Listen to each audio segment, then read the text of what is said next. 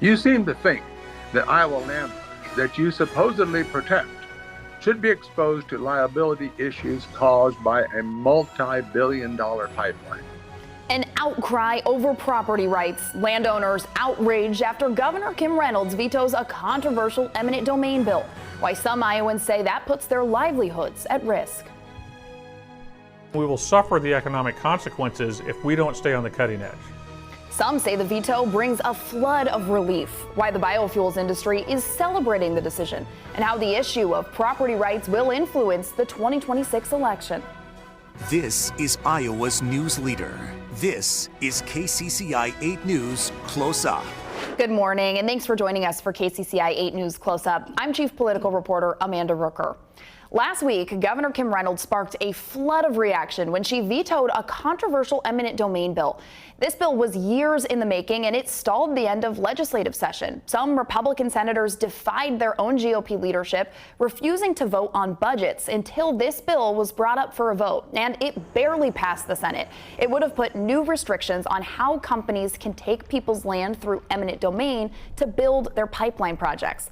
It came after years of tension over a proposed $8.9 billion carbon capture pipeline that Summit Carbon Solutions wants to build through Iowa and other states.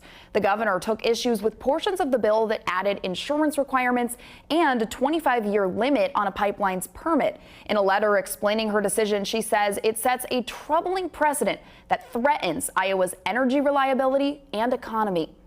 Republican House Speaker Pat Grassley is now asking state lawmakers to reconvene for a special session to override the governor's veto on this bill. Now, that would require a supermajority in both chambers. That's unlikely without enough support in the Senate.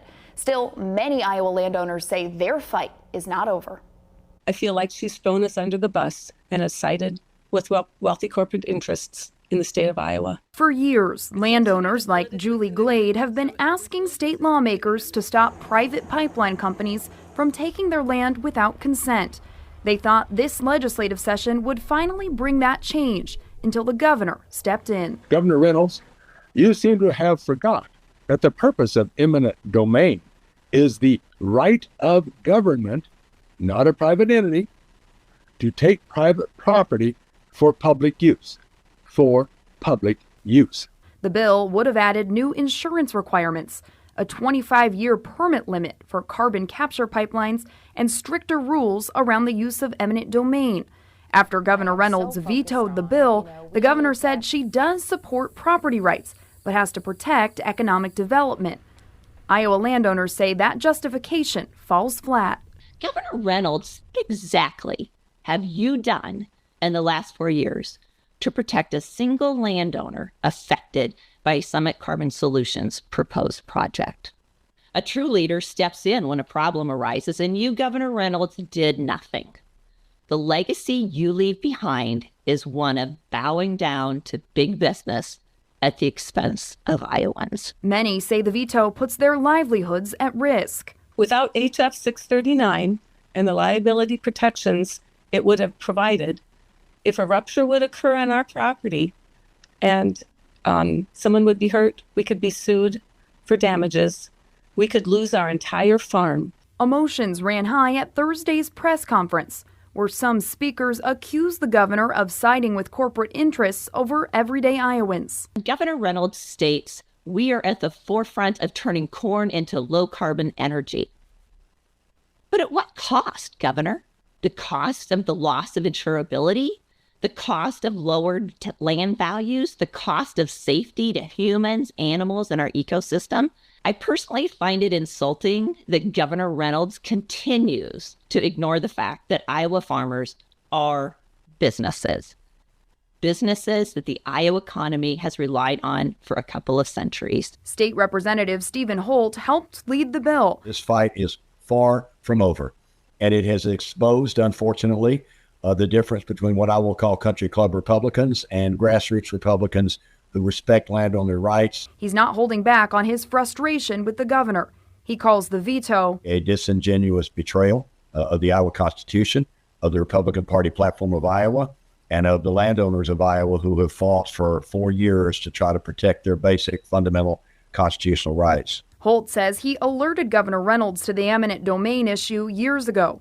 He says when House File 639 was sent to her desk, he asked her to share her concerns and offered to discuss changes in future sessions. When we were running House File 639, this specific bill through subcommittee, through committee, and through floor debate, never one time did I hear from her office over the concerns that she expressed in her veto statement. Where were her bills? Where were her ideas if she shares the goal of protecting landowners? Landowners say the veto does not end their fight. This is going to be a high priority issue, election issue from here on out. The fight for private property rights will continue. Iowa legislators and Governor Reynolds will see you at the Capitol in 2026. Now, on the other side of this issue, the Iowa Renewable Fuels Association is celebrating Reynolds' decision, saying that this legislation would have hurt Iowans and our state's economy. Our Bo Bowman sat down with Executive Director Monty Shaw. To start off very broadly, I guess, why were you opposed to this bill that Governor Reynolds ended up vetoing? Our IRFA members are, deeply appreciative of the governor for vetoing this. There was a lot of noise on this issue, but if you looked at the actual bill itself and read the bill and put aside the rhetoric, it was clear that this needed to be vetoed, and so we're glad she did that. The intended consequence was to kill the carbon capture pipeline projects. And there were two provisions in there that were pretty much kind of like rifle shots trying to take those out. But there were two other provisions that we highlight. One was what we call the lawsuit bonanza. It really opened up that anybody could intervene in the permitting process for any reason. And the key to that is not only does that slow down and make the permitting process more expensive, but if you can intervene, you can file a lawsuit. Also, something that applied to all projects was a new insurance requirement. And I know it's hard to cover everything in detail, but I read these stories, and it required some more insurance. No, it's not like they said, hey, you got to have $10 million of coverage instead of 5. They literally said you have to get insurance that covers intentional acts of sabotage. No insurance company in the world covers intentional acts of sabotage. That'd be like saying you have to go, you want to go get a homeowner's policy that will rebuild your house if you decide to burn it down. I mean, that's not how insurance works. So we're just worried that you can't do that. And that would apply to petroleum products pipelines. So your price of gas is going to go up, your price of diesel is going to go up. Natural gas to heat your home goes through these permits. The electricity that turns on the light when you flip the switch goes through these permits. So this would have made every single form of energy in Iowa more expensive. I know the controversy with this bill has turned into a property rights versus the pipeline. That's what they say. Ordeal. I guess, how would you say the pipeline qualifies for eminent domain since it's not public use? Well, it is public use. So people hear public use and they think like a highway or whatever. All right, the electricity that comes to your house comes through a privately owned transmission line. The natural gas that heats your home comes through a privately owned pipeline. The gasoline that you put in your car came up from the Gulf Coast or down from the north on a privately owned pipeline. Those are all considered public use and have been for decades and decades and decades. So transmitting CO2 to sequester for the benefit of the environment has been deemed a public use by the U.S. Congress, and it's actually an Iowa code as well. Like you mentioned, electricity and gas. Yep. They all have benefits to the public, though. Yep. Like you have electricity going to your house, you have gas going to your car. Yep. I'm just seeking to understand here, but I guess where can Iowans see the benefit? Or the public benefit from the pipeline? There's two ways, and then I want to go back to the so-called benefit of these other things. Okay, so first of all, Congress, which is under our Constitution, we hear a lot about the Constitution in this debate. Under our Constitution, Congress is the voice of the people. And the voice of the people has said that sequestering carbon is a public benefit. So you might disagree with Congress, but that's the law of the land as formulated under the Constitution. Secondly, we benefit because this is what unlocks these new markets. We have airlines all over the place. Every single airline that you've heard of in the United States, and half of them from around the world, have come in and talked to us and said, we need low carbon aviation fuels. How can you help us do this? These are customers that want this product. We're not forcing anybody to take this stuff. These are customers that want this. We just need the tool to get it done. We need new markets. We're producing more corn than there is demand for today, and with the exception of a few near-term markets, all of the big long-term markets for new ethanol demand, new corn demand, want ultra-low carbon ethanol. The giant red easy button to get ultra low carbon ethanol is to do carbon capture and sequestration. And this bill would have made that basically impossible. And so as we're out here and looking at corn growers producing more and more and more and more corn year after year on the same acres, if we don't have demand, then prices go down. Over the last 2 years, farmers witnessed the largest 2-year drop in income ever. Farm income went down. On a percentage basis, you had to go back to the 1930s Dust Bowl era to find an income drop as big as we've suffered the last 2 years. Basically, you've got E15, which is a slightly higher blend that we could get here in the United States with some help from Congress. That would be a great near-term demand boost. After that, all the new markets want ultra-low carbon ethanol. And I know you have some viewers who are probably like, oh great, lower carbon, that's awesome. You probably have others that roll their eyes and don't care. I'm here to say we don't care. Our customers are saying they want ultra low carbon ethanol. It's our job to either provide that product to them or they're going to go somewhere else. Iowa's role as the #1 ethanol producer and all the economic benefits that come from that is not guaranteed. And we will lose that and we will suffer the economic consequences if we don't stay on the cutting edge. When we come back, the deep divide among Iowa lawmakers after the governor's decision to veto this bill and what it could mean for the Republican Party in Iowa moving forward.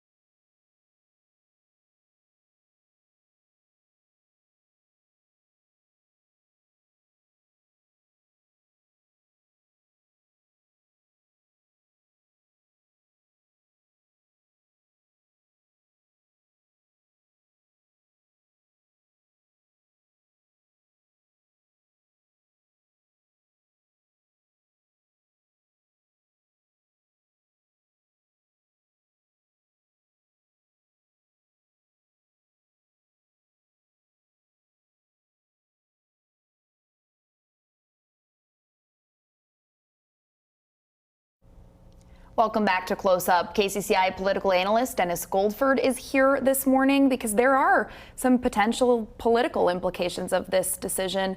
Dennis, obviously there's some infighting within the Republican Party over this issue. Representative Stephen Holt went as far to say this has sparked a civil war on the Senate side of things, that there is some public disagreement. So how does this impact the Republican Party moving forward? Well, none of us likes to be caught between a rock and a hard place, and especially politicians. Generally, everybody's in favor of property rights. Everybody's in favor of economic development. The problem for an office holder is, what do you do if they conflict with each other? And we have a circumstance in which we have, in a sense, a lame duck governor, although she continues to want to play a major role in things. But she's generated, because she opted more on the economic development side, a lot of opposition within her own party. And she can't be threatened with not being reelected because she's already said she's not running again. The only threat, if you will, if that's not too harsh a word, from Republicans is obstructing whatever agenda she might have for the next session. And we've already heard some House Republicans say that they may not vote for, priorities or pieces that she pumps out next session. Right. I'm also curious for your take on how this could potentially impact the race of Republicans who want to fill Reynolds' shoes. Sure. What this has done, of course, is put an issue front and center that will be in a sense on the ballot, not officially, but it'll be talked about and of concern to Republicans in the Republican primary in June of 2026. So whoever's running for that Republican nomination is certainly going to have to take a position on this issue. The problem is finding a way to navigate it so that you can do so without alienating anybody or at least many people. Does the decision that Reynolds made on this impact her legacy and how Iowans view her?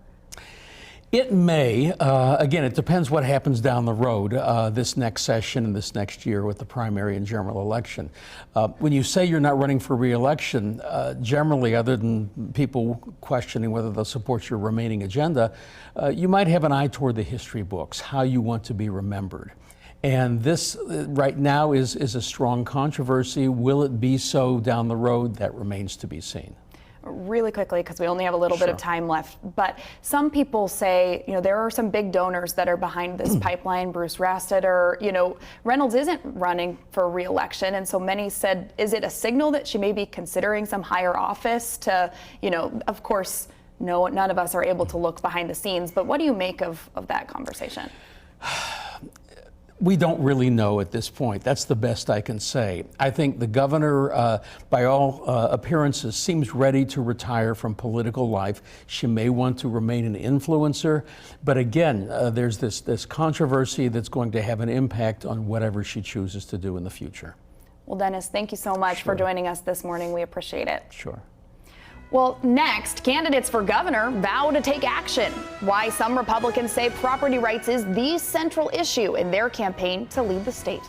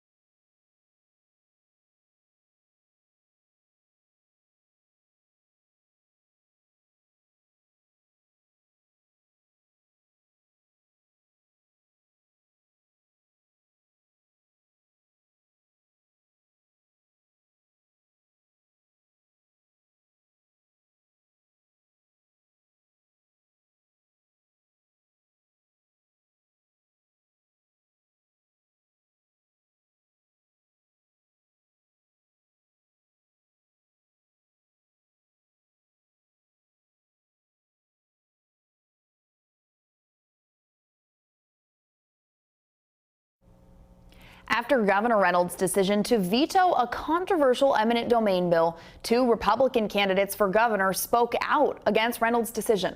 I talked with both Eddie Andrews and Brad Sherman about how the governor's decision changes their campaign to lead the state. What was your reaction seeing that the governor vetoed House File 639? Well, I have to say I wasn't totally surprised, because all the way back in 23, when I went into the State House, I had a conversation with her about this, and some of the language in her statement reflected pretty much what I heard back then. And so, but we were hoping that, you know, we would be able to reason through a lot of these issues, and it doesn't appear that happened. Why is this such an important issue to you? Well, eminent domain, everybody says the right thing when it comes to eminent domain, but this is a private company who's not a common carrier for a product that's not a public utility, and that just doesn't fit what eminent domain is supposed to be used for. And so property rights is one of our most foundational rights. You know, life, liberty, pursuit of happiness. The founders were talking about property when they said pursuit of happiness. A lot of landowners in the wake of the decision the governor made said this is going to come up in 2026. They said this is going to be an issue that people are voting on. How will this play a role in your campaign for governor? Well, I've been already campaigning. We've been to 29 counties, some more than once. We're getting good support, and this has been one of my main points the whole time. So it's already in our campaign, and so now it will continue to be, because we're going to have to keep fighting this, because I will continue to fight for property rights. You know, the Declaration of Independence says these rights come from our Creator, and that the purpose of government then is to protect these rights. If you were governor, how would you balance protecting property rights but also ensuring that there's economic development in the state? Of course, there's opinions on both sides, but I don't think this stopping the whole idea of capturing carbon dioxide, I don't think that's going to hurt our economy at all. There's ways we can use carbon dioxide to create a more profitable environment. In your release after the governor's decision on social media, you wrote about the difference between, you know, constitutional or conservative Republicans versus establishment Republicans. In your head, what is the difference between those two, and where do you fall in that spectrum? Well, first off, I believe this is a constitutional issue. I think our Constitution is clear that we should not have eminent domain in this situation. In 22 and also in 24, there was really an increase in the what I would call constitutional conservatives, and that didn't in the House, for instance, where I served. I think the leadership really responded. They saw this was a result of the grassroots, and they responded, and they put bills forward that the representatives wanted to put forward. However, I don't think that happened in the Senate. They had an increase of constitutional conservatives, but the established leadership didn't respond to it the way the House did, and so and the governor seems to be on board with the leadership of the Senate on that.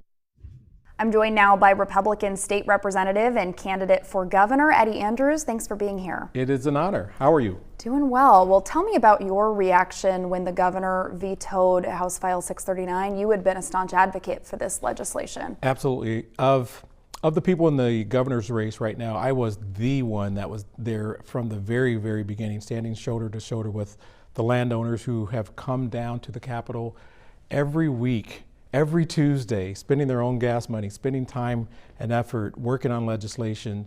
I've actually written legislation and worked with others who have written legislation to protect their land. And so when I heard the governor vetoed this, it was like a gut punch. And all of the effort that was given by the landowners, by us in the legislature to help them, and finally getting it through the Senate after 4 years, and then just to have it vetoed it was I got to tell you, it kind of looked like a betrayal of all the landowners. And you have called, along with other House Republican lawmakers, for a special session to convene and to potentially override this veto. It sounds like there's not enough support in the Senate for that to happen. Is there anything that House lawmakers can do to continue fighting for this? Well, we're not done with that. I mean, we do know that Speaker Grassley called for a special session. The House was certainly supportive of that, and to your point, it doesn't look like Senate leadership will do that, but it's possible. Maybe we can call a special session to craft new legislation. Who knows? There are still options, and everything's on the table. I guarantee you, though, this is not over. And I've heard from landowners that this will be an issue for them in the 2026 election. Absolutely. You know, what does this mean for your candidacy as governor? Well, I think they know that I have been there from the very beginning, and so they know that I have their back. And as governor, this will be a high priority that on day one we will solve this problem. And this is something that is central to your Absolutely, campaign. 100%. And it's not just the common sense, right, of being able to protect your land and not having to submit to eminent domain abuse for someone to take your land for things that you don't want them to do. But it gets back to the Constitution and the Declaration of Independence that it's government's job to protect your landowner rights. Well, Eddie Andrews, thank you so much for joining us. We appreciate it. Always a pleasure. Thank you, Amanda. Well, Close Up will be right back after this break. Stay with us.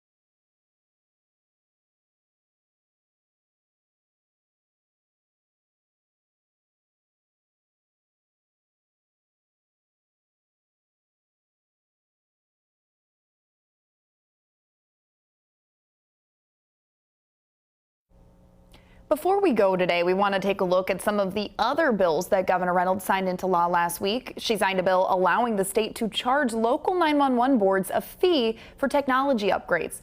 Local 911 operators and law enforcement groups say the changes could impact emergency services. They say they're concerned about how much the state will bill them for. The governor also signed new restrictions on pharmacy benefit managers, or PBMs. Now, before you pick up your prescription, PBMs are the ones who are negotiating drug prices between manufacturers, health insurance companies, and pharmacies. Now, the law requires pharmacies to be paid reimbursed at the average cost of a drug. Another bill the governor vetoed would have allowed doctors to prescribe a synthetic version of psilocybin, or magic mushrooms. 3 states in the U.S. have legalized access to treat PTSD in veterans. Reynolds says she wants more time for the state to review clinical studies and that psilocybin should be first approved by the FDA. Well, thanks for joining us this morning. Have a great day.